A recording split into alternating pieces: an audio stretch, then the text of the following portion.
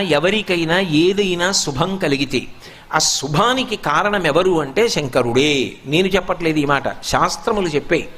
శుభములన్నీ కుప్పలు తెప్పలుగా ఆయన పాదముల దగ్గర పడి ఉంటాయిట.